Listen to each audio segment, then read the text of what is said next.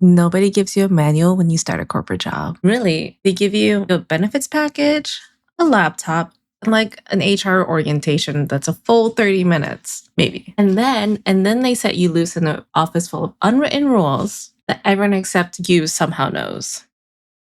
Like, nobody will tell you that the senior manager hates it when you chew gum until you're already chewing gum in front of your senior manager. And then what? The damage is done.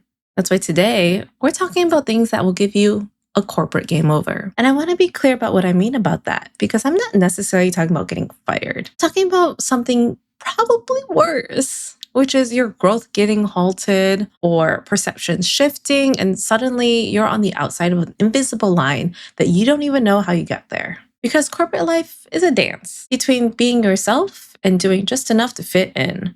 And the steps? Well, no one teaches you those either. But let's get into it. Here's the thing about corporate that took me an embarrassingly long time to understand. There are two sets of rules. The official ones, the ones that are in the employee handbook, the code of conduct, the HR policies, and then there are the real ones. The ones that live in the culture, in the history of the office, in the unspoken expectations that get passed down through office gossip and pointed looks across conference rooms. The official rules are easy. Don't steal, don't harass anyone, show up on time, you da, da, da, da, da.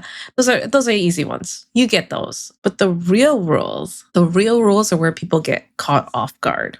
And they're different in every office, right? Every team, every manager. You kind of have to learn by watching, listening, and occasionally making a mistake that makes you kind of just want to dissolve into the floor and disappear.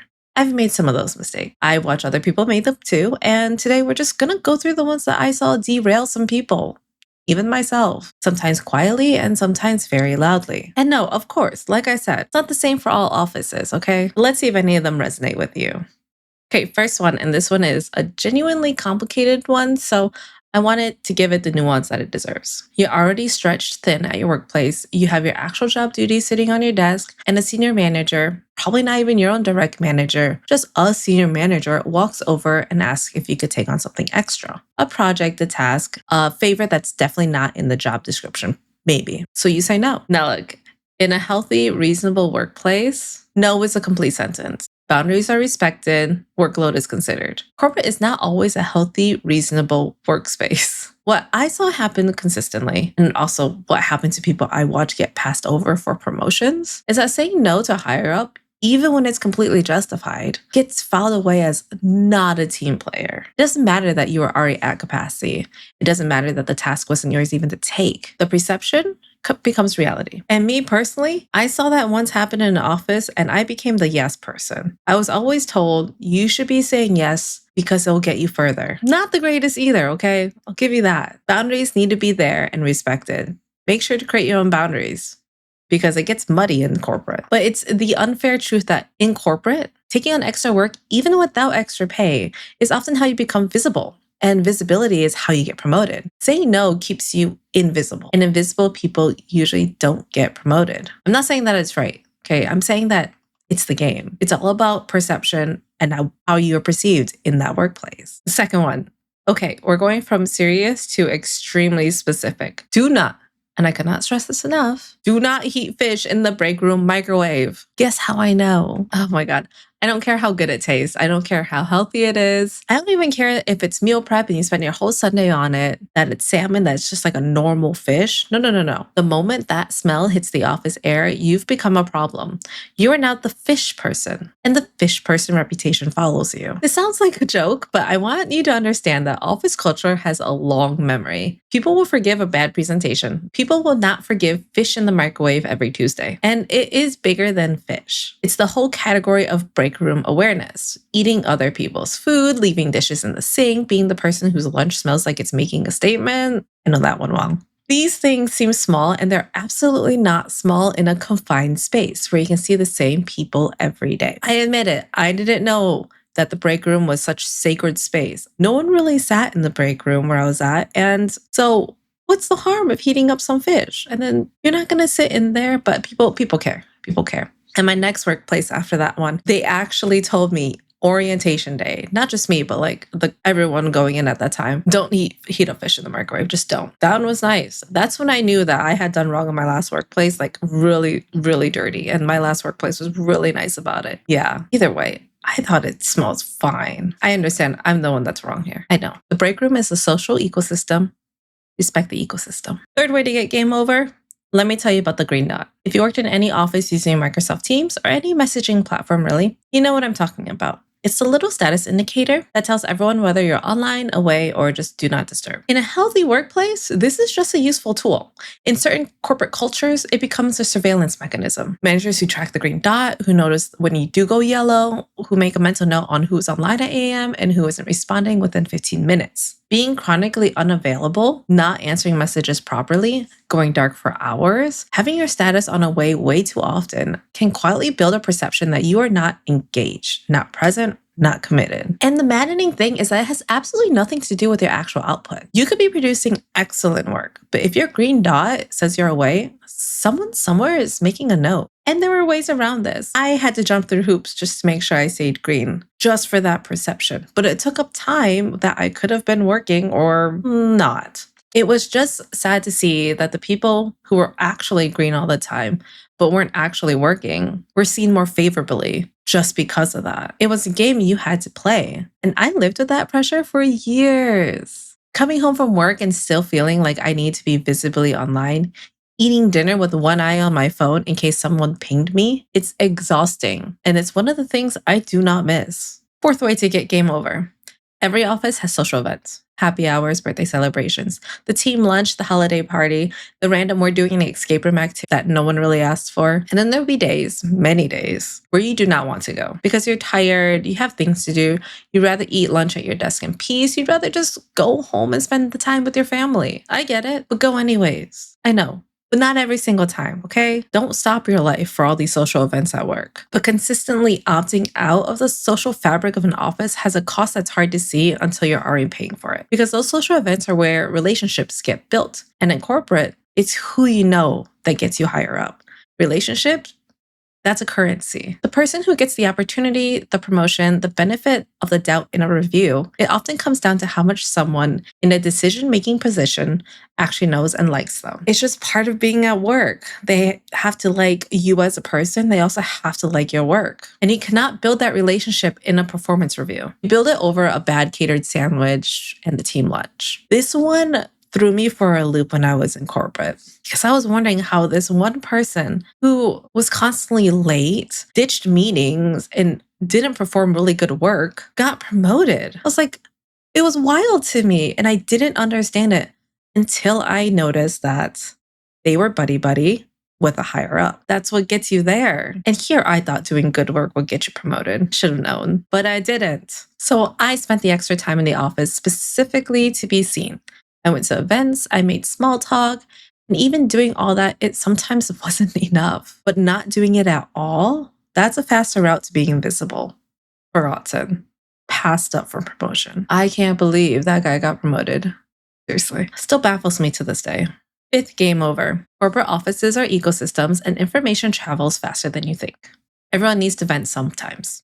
Work is frustrating, managers are sometimes unreasonable, clients are crazy, projects go sideways, you're going to want to talk about it all.